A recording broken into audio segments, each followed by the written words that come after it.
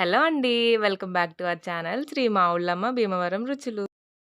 ఈరోజు నేను మీకు చేసి చూపించబోయే రెసిపీ గుడ్డు పీతల కర్రీ. ఇది చాలా బాగుంటుందండి. ఒక్కసారి మీరు కూడా ఈ మెథడ్‌లో ట్రై చేసి చూడండి. చాలా బాగుంటుందండి. ఇప్పుడు మనం ఆ ప్రాసెస్ ఏంటో అండ్ కావాల్సిన ఇంగ్రీడియెంట్స్ చూసేద్దాం. పీత డెక్కలు, కాళ్ళు అండ్ పీత మురాలు ఉంటాయి కదండీ అవి అండ్ పీత గుడ్డు, చింతపండు పులుసు, 1 టేబుల్ స్పూన్ గరం మసాలా, పచ్చిమిర్చి ముక్కలు, అల్లం వెల్లుల్లి పేస్ట్, వంకాయ ముక్కలు, కొద్దిగా కొత్తిమీర. గుడ్డున్న పీతలు తీసుకోవడం వల్ల మనకి చాలా బాగుంటుందండి టేస్ట్. ఇప్పుడు ఒక ప్యాన్లో ఆయిల్ వేసుకుని పచ్చిమిర్చి ముక్కలు వేసి వేయించుకుందామండి. ఇప్పుడు అందులో చిటికెడు పసుపు వేసి వేయించుకుందాం. అలాగే 2 టేబుల్ స్పూన్స్ ఆఫ్ అల్లం వెల్లుల్లి పేస్ట్ వేసుకుందామండి. ఇందులో అయితే ఆనియన్ వాడట్లేదండి, మీరు కూడా ఇలా ట్రై చేయండి. అండ్ ఇప్పుడు మనం ఇందులో కొద్దిగా కరివేపాకు, కొత్తిమీర వేసి వేయించుకుందాం. అండ్ మన టేస్ట్కి తగ్గట్టుగా కారం అలాగే సాల్ట్ వేసేసి బాగా మిక్స్ చేసుకోండి. మనకి అల్లం వెల్లుల్లి పేస్ట్లో పచ్చిదనం పోయేంత వరకు వేయించుకుందామండి బాగా. అండ్ ఇప్పుడు ఇందులో 1 table spoon of garam masala. చూసారు కదా, బాగా వేగిపోయి ఇప్పుడు మనం ఇందులో పీతల్ని వేసేద్దాం.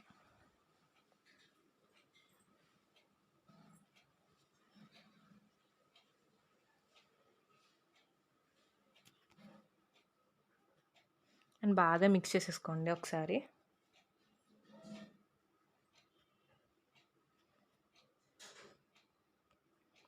ఇప్పుడు కొంచెం ఇలా మిక్స్ చేసుకున్న తర్వాత మనం కట్ చేసి పెట్టుకున్న వంకాయ ముక్కలను కూడా వేసేసి ఒక్కసారి మనం మిక్స్ చేసేసుకుందాం. మనం ఫ్రెష్గా ఉన్న వంకాయ తీసుకోవడం వల్ల కూడా మనకి కర్రీ అనేది చాలా బాగుంటుందండి. అండ్ వంకాయ ముక్కల్ని మనం వాటర్లో వేసుకుని పెట్టుకోవడం వల్ల మనకి కలర్ చేంజ్ అవ్వకుండా ఉంటుందండి. అండ్ ఇప్పుడు మనం ఇందులో వాటర్ ఏం పోయకుండా జస్ట్ అలా ఒక 5 మినిట్స్ మగ్గించుకుందామండి. చూసారు కదా, బాగా మగ్గాయి. ఇప్పుడు మనం ఇందులో పీత గుడ్డు వేసుకుందామండి. అలాగే చింతపండు పులుసు. నేనైతే ఆ గిన్నెతో తీసుకున్నానండి చింతపండు పులుసు. అండ్ మీరు ఎంత పులుపు తింటారో దాన్ని బట్టి అడ్జస్ట్ చేసుకొని వేసుకోండి. అండ్ కొద్దిగా వాటర్.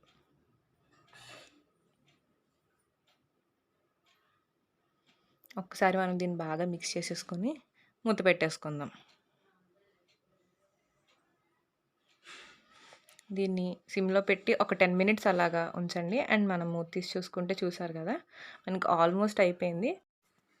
అండ్ ఇప్పుడు మనం ఇందులో కొద్దిగా కొత్తిమీర వేసుకుందామండి. కొత్తిమీర వేసుకుని ఒక్కసారి మిక్స్ చేసుకుందాం. ఆ ఫ్లేవర్ అనేది మనకి బాగా పడుతుంది ఈ టైంలో వేసుకోవడం వల్ల.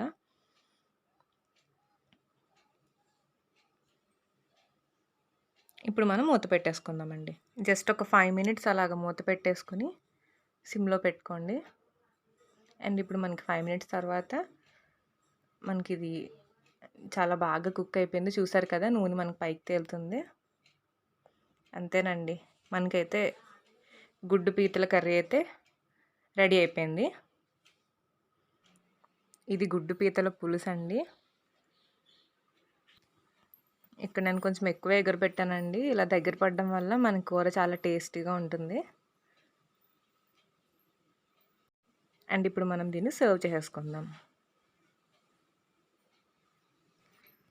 అంతేనండి, ఎంతో టేస్టీగా ఉండే గుడ్డు పీతల పులుసు రెడీ. ఇందులో అయితే నేను ఉల్లిపాయ వాడలేదండి. మీరు కూడా ఒక్కసారి మెథడ్లో ట్రై చేసి చూడండి, చాలా బాగుంటుంది. ఈ రెసిపీ కనుక మీకు నచ్చినట్లయితే please like, share and subscribe. Thanks for watching.